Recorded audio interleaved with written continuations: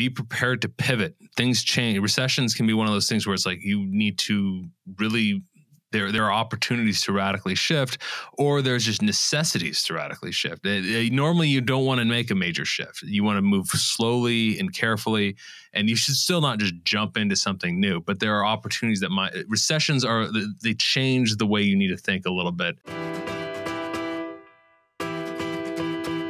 Welcome to the Good Stewards Podcast, the only podcast dedicated to seasoned real estate investors who want to maximize the cash flow potential in their business. We are buy and hold investors with 1,000+ properties and markets across the U.S. who bring an insider's view into the nitty-gritty details of real estate investing. If you're looking to develop the mindset, teams, and systems that can dramatically build your real estate business and net worth, you're in the right place. Welcome to this episode of the Good Stewards Podcast. I'm Ryan Dossie. I'm Amanda Perkins. I'm Bill Sirius. And I'm Andrew Sirius. Hello, welcome to our podcast. We're the Good Stewards, and we'd appreciate it if you'd check us out on our website, subscribe to our podcast, let your friends know about it. We are living in uncertain times. I think that is an understatement. Obviously, everything has changed around us in terms of what's happening in the global situation, what's happening in our country, and we're all just trying to figure it out together. As business people, boy, we're on the front lines of trying to work our way through. So many people are headed towards great uncertainty, others towards unemployment, others towards, gosh, what do I do because I didn't hedge my bets? Others are looking for tremendous opportunity because as so many people who become wealthy know that it's in the down times that you want to strike out and find your opportunities. If you just follow Warren Buffett, he basically says you need to be fearful when people are not, and you need to jump on opportunities when people are fearful. So that is kind of counterintuitive to your feelings. You almost have to act that way. You know, I think back to stewardship's last bout with a recession, which was 2007, 2008. And we had been a buy and hold investment company up till now, focused particularly on acquiring campus rental properties around the University of Oregon in Eugene. And, you know, that was going quite well for us. We had a niche market. We were finding undervalued properties or properties that we could add bedrooms to and increase the rental value. It was great. Andrew, who is on this podcast with us, he was going to business school at the time, and he and I put together an idea of, and this was in 2006, of having an internship during the summer of 2007, and we ended up doing 2000.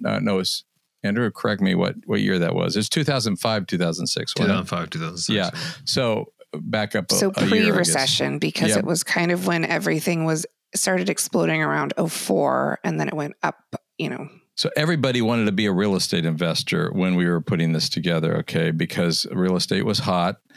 And students in business school at University of Oregon and also Oregon State were very interested in this topic. I was invited on campus to the some business classes to give talks, as a matter of fact. And Andrew was there in his before he graduated from business school at U of O, and he said, why don't we put together an internship? And so we did that and had 10 students working for stewardship during the summer of 2005. And they did all kinds of things. They were involved in our acquisition, in the construction, the property management.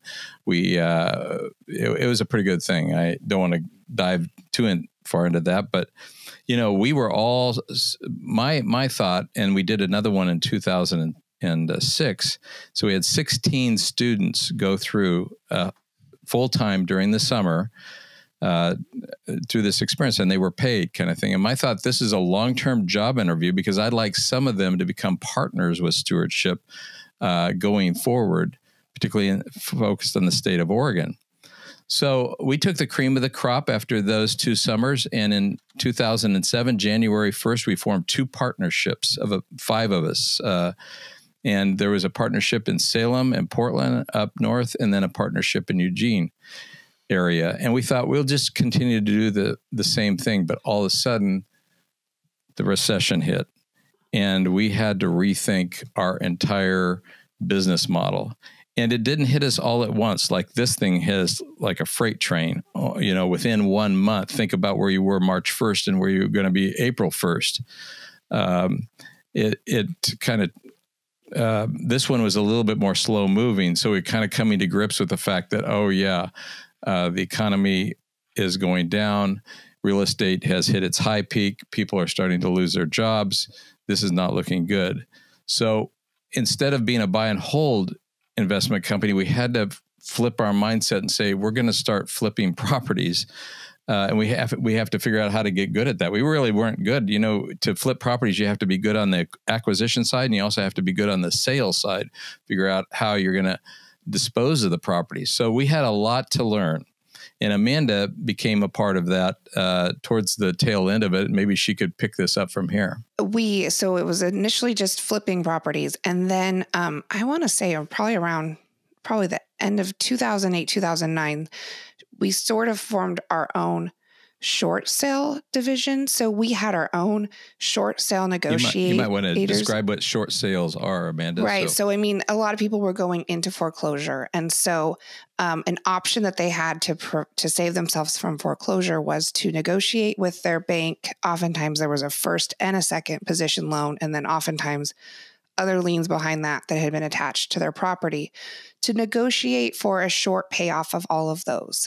So basically, people could walk away from their property. Maybe they owed $300,000 and their property, we could negotiate that it was worth $200,000 because the market had come down. So the banks were willing to forgive that $100,000. And at the time, and I think it might still, I don't know if it's still in play, but there was tax law passed so that people didn't have to recognize that income that basically was forgiven, because if a bank forgives $100,000 debt, technically it's sort of a income piece, but there was tax law that, if you could prove insolvency to a certain point, you didn't have to worry about dealing with the tax consequences of walking away from that. And what the upside was for people that we could negotiate a short sale of their property for was, in 2 to 4 years, they could maybe be looking at buying a house again. They would be financeable. It maybe didn't ruin them. Like a foreclosure is on your record for 7 years, and you're not a good candidate for a conventional loan for 7 years after you get a foreclosure. So it's a long time. It's a long time. It was about 2 years for a short sale. So a short sale is basically is on your credit report as satisfied kind of thing. It's a satisfied loan, but it's not fully paid. So it does come out on your credit report, and it's a ding, but it's not a mega ding like a foreclosure. So we were offering a service to sellers so they could avoid foreclosure, and many of them were in financial distress, and they didn't want to go through foreclosure and all the uncertainty of that as well, and have their property sold at the courthouse steps. We could step in and acquire, and it took us a while to acquire the skills of how do we negotiate with lenders. And Bank of America had a way, and Wells Fargo had a different way, and U.S. Bank had a different way. I mean, all the lenders were scrambling too to figure out the process of how they were going to dispose of the properties. And then they have investors and institutions behind them who are pulling the strings and saying, you can do this and you can't do this. So it was a difficult time to figure things out, but it was the niche that became our focus. It was a pretty good pivot. We were doing really well with that. And at the same time, the government was offering a first-time buyer credit of $8,000. It was during the cash for clunkers era, if you remember right. that. And so that was helping buyers in the market, because there was basically $8,000 of tax credit that could help get them to close a home. And I want to say it was April of 2010 that well dried up as far as the $8,000 first-time buyer home credit. And at that point, that's when things got really bad. So we were still at that, then with our short sales, and it would take us 4 months, 6 months, 8 months, 10 months to try to get a short sale closed. By the time you get 10 months down the line and you're negotiating on a price that with the bank that you would put out 10 10 months previous, you weren't necessarily, that wasn't maybe a lucrative deal for you. The other issue that was going on there is right when the Homebuyer Tax Credit went away, which I think was approximately April 2010. And by the way, that the Homebuyer Tax Credit makes some sense, so it should never be referred to as during the cash for clunkers era, which if anyone remembers that was the dumbest government policy that's ever existed. But anyways, that went away at about the exact same time the banks got really, really tightened up on things. They really said they were at one point just basically giving away, like make an offer and we'll sell it to you, as long as it's not absurd. And then they started, it was like 91% of its market value based off appraisal. And when you're dealing with, when you lose the buy side, you're not getting the good deals, and then there's no one to sell it to because the properties we were flipping were in that market. That's kind of when we had to pivot, and I think that kind of relates to the main point with regards to how to think in terms of recessions. I mean, the first thing, which is it's too late to do if you haven't, is to make yourself recession-proof. We talked to Bill about that the other previous episode. With regards to keeping high cash reserves, lots of backup private lenders, solid equity positions, not overextending yourself. The next thing is be prepared to pivot. Things change. Recessions can be one of those things where it's like you need to really, there are opportunities to radically shift, or there's just necessities to radically shift. Normally, you don't want to make a major shift. You want to move slowly and carefully, and you should still not just jump into something new. But there are opportunities that recessions they change the way you need to think a little bit versus normal times. There are different opportunities. Also, sometimes you need to make a bit of a more bolder play just to keep your company or yourself solvent. Yeah, and other people were making pivots around us too. A pivot I did not see at this time, which I wish I would have, was the only place that new construction was going on virtually in the country. Remember, the country is shutting down in terms of this recession, and there's excess inventory on the market. There's hardly any demand and lots of supply. But there was one place in the entire country, one major place that builders saw a tremendous opportunity, developers, and that was around the college campuses. So there were many, many student rental units that were built because everybody went back to school. Now, I was already there, but I didn't see this happening really. And our group was now focused more on foreclosures and short sales. So we turned our attention away from student rental properties, but other people saw that as an opportunity. So these developers came in and they said, I can't get a loan anywhere else to build, but I can get a loan around the campuses. So they started taking down houses and building, fairly substantial apartment complexes. And this happened in many, many cities where there were major college campuses, including the University of Oregon. It was just somebody saw that opportunity and I didn't, and I was right in the middle of it and I didn't see that opportunity. Now, I will give myself a small out. I had never done new construction before. So that felt like a bridge too far for me to step over and start thinking of myself as a guy who's going to do new construction, even though I knew that niche market of the campus properties very well. So people are going to see niche areas and they're going to be able to pivot. And that's where you got to keep your eyes open. Okay. So as we were chasing this down market in 2010 with the short sale businesses, it just became really obvious to us that we needed to change directions. This wasn't the future of stewardship. It was really hard to be chasing a down market. And that is actually what led us into looking outside of the state of Oregon for buy and hold investment opportunities.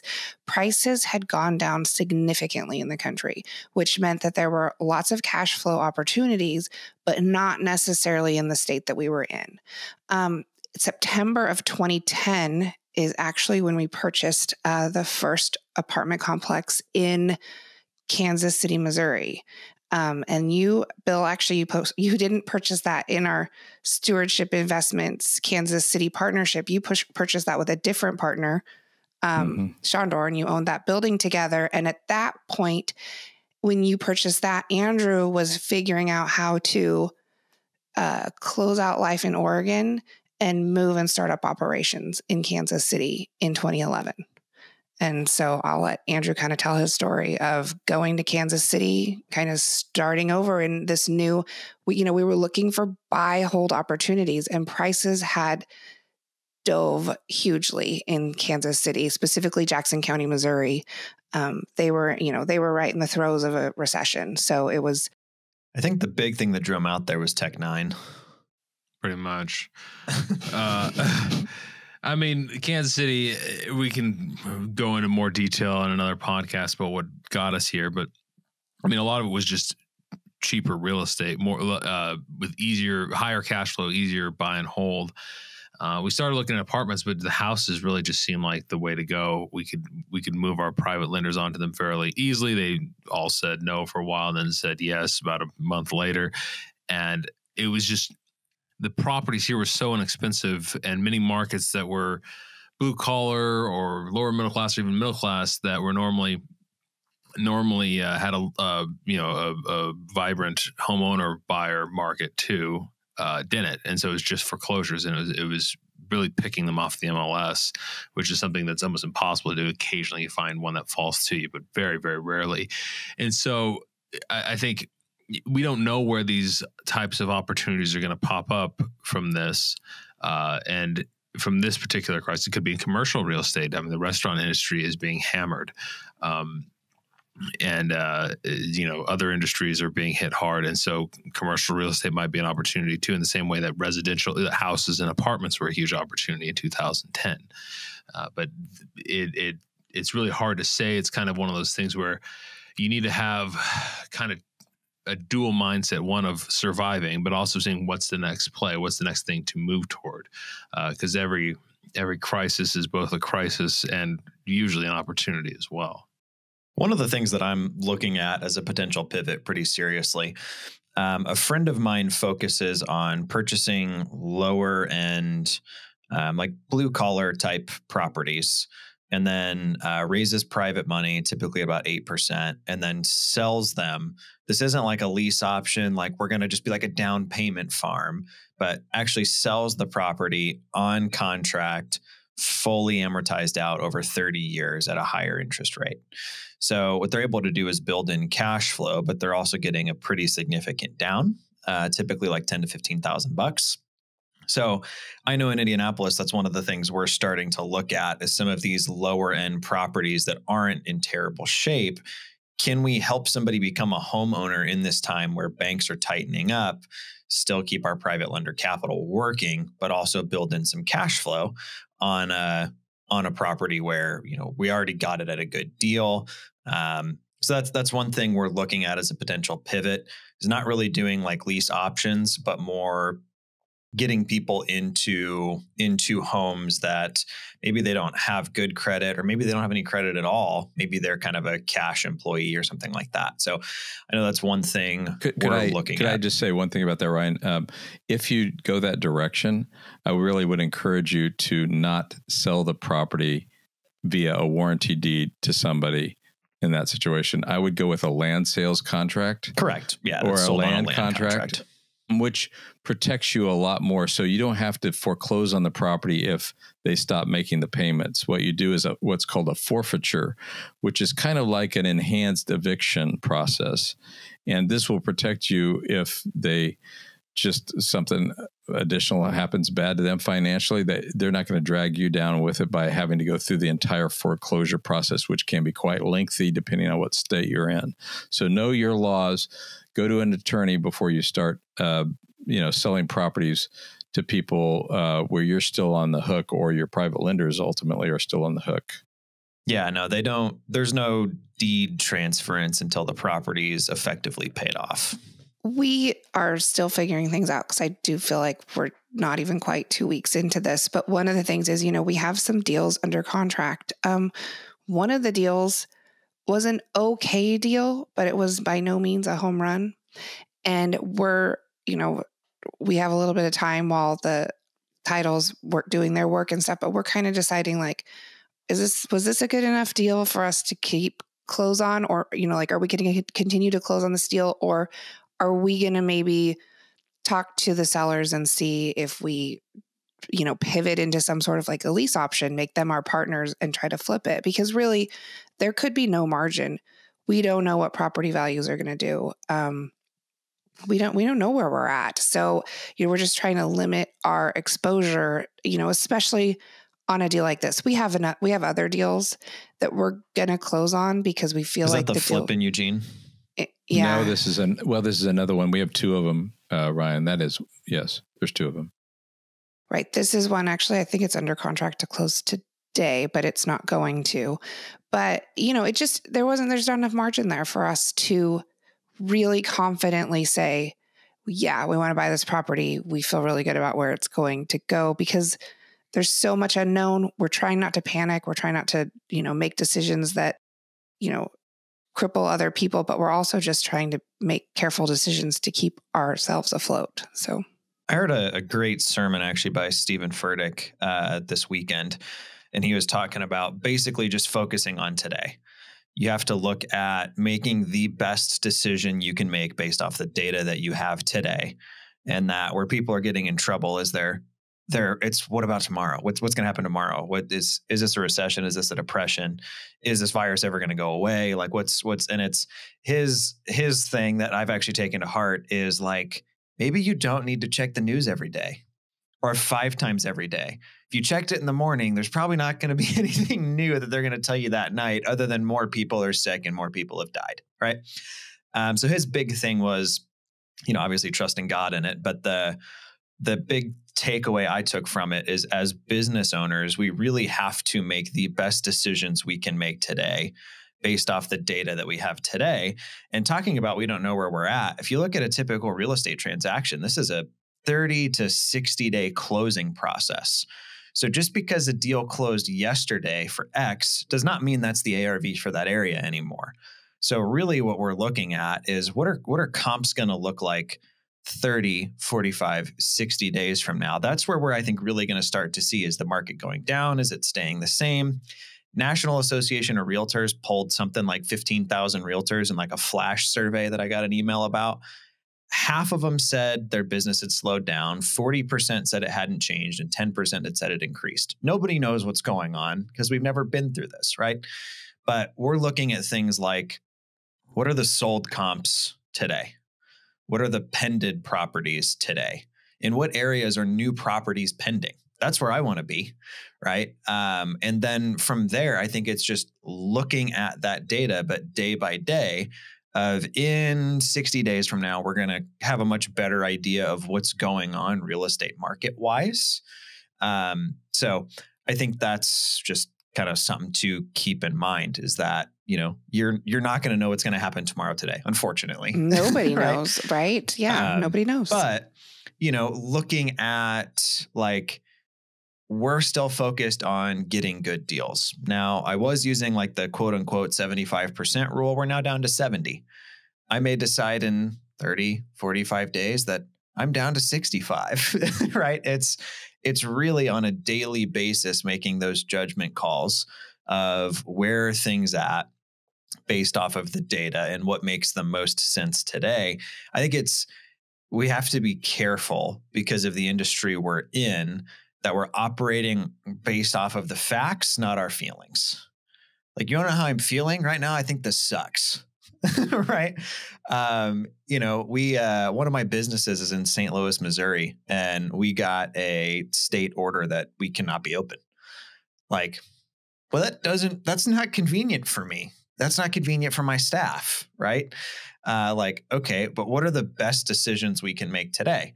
Now, fortunately, we thought a little bit ahead, and we actually moved that operation into somebody's finished basement who works for us, and they're running it as like a work from home operation. Is our production down? Absolutely. But at least it's not dead in the water. Right. But how I feel about it, I feel like it sucks. I feel like I'd really like to know when this is going to end, but we need to look at what's going on today. I mean, it's kind of like upcoming rent collection. I have no clue what it's going to look like in April. I'm hopeful. I don't know that I would say I'm optimistic, but at the same time, like, I have to look at what's going on with projects today. We have projects that we've decided, you know what, it doesn't make sense to drop another $50,000 on that thing right now. Our holding costs are $1,000 a month. We're just going to go ahead and let that thing sit for the time being, because it makes more sense to have that in reserves, or more sense to have that cash working in other places. So I don't know. That's my take on it. I'll hop off my soapbox. What are you guys thinking about in Kansas City, Andrew? I'm curious. So what's we've gotten a few people saying that they'll need accommodations. We've sent out 2 messages so far, and not a lot have come back. We don't really know what to expect. We're kind of bracing for it.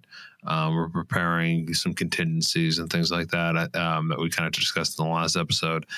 But it's one of those things where we know there's going to be a lot of people we have to work with. You know, the government just passed a $2 trillion stimulus, so it may very well maybe people who lost their jobs or had their employment disrupted can make the payment but not pay rent but not pay it immediately. And so for those cases, we're looking to waive late fees. Have a free payment plan that you usually only have one payment plan per lease. We'll get opened up for extra payment plans, and so I mean we're optimistic, but again we're kind of moving into uncharted territories.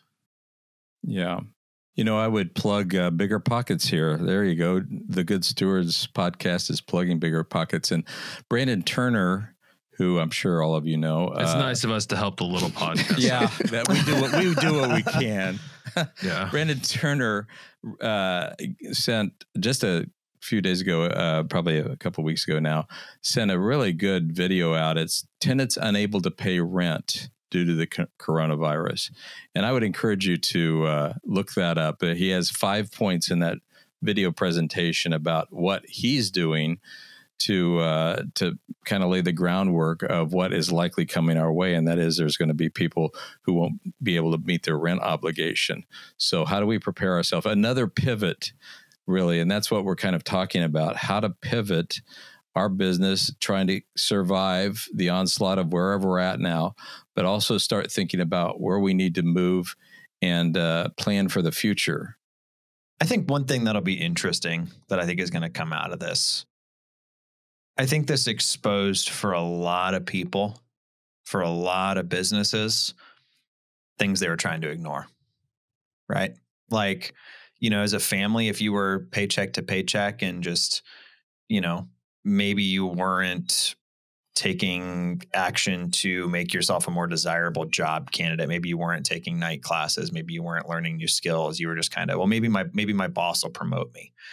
I think a lot of people are going to look at this as like, okay, I don't want to be in that position again.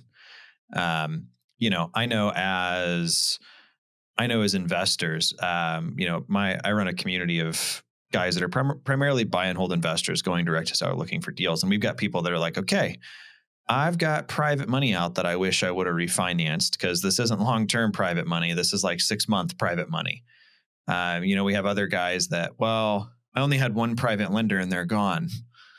I should have more than one private lender for next time. Or, you know, man, I just tied up all of my personal cash in this one deal and I'd really like to have my cash back now. So I think for the general public, the general investor, the general business owner, on the other side of this, hopefully you're going to have people that are going to try to recession-proof themselves a little bit better next time. One of the other big things I see happening in the real estate market is you can't get away with subpar product anymore. You could lipstick a pig and throw it on the MLS a year ago. And if it was, you know, the only property in that part of town, you know, you're in like downtown Nashville and have just a total like turd that's still a turd when you're done with it, somebody buy it from you. That's really not the case when you're in a market like this, because people are going to be pickier. They're going to be choosier. And honestly, demand's probably going to go down. We've had guys in our group that have had awesome products, awesome projects that have sold for over asking like this week, even with all this uncertainty and stuff going on. But I think making sure that renovations and things you're doing are being done right, especially if you're trying to flip them, is important. And I know like for us in Indianapolis, that's something that if we're going to flip, absolutely, we've got to have a higher attention to detail than we've had on some of our rental stuff in the past. Absolutely. And I will just say, like, a pivot I made during the last recession, I lost a house. I went through foreclosure. I went through bankruptcy. I lived through all of that and had to make, some big changes. And, one of the things that I knew, like, I wanted to own a house again, but I also wanted that house to help me. And so when I went about that this time, I built my house with an accessory dwelling. And people would be like, oh, well, don't you feel weird having like a duplex? It's not really a duplex, but no, it feels great. I have more than a third of my mortgage payment covered by a tenant who's paying a resident living next door, and works great for me. So, people will make decisions based on what they've gone through. And, I made a decision this time around. I didn't want to be, paying a mortgage that was above my means. So what could I do to make that happen? So we all know that cash is king in a recession and cash flow is queen in a recession. So on that note, we will continue to talk about these uncertain times, obviously, in our upcoming podcast. So we definitely invite you to join us. Please check us out at thegoodstewards.com and subscribe. We've got a free ebook there. And we'll see you soon. Till then.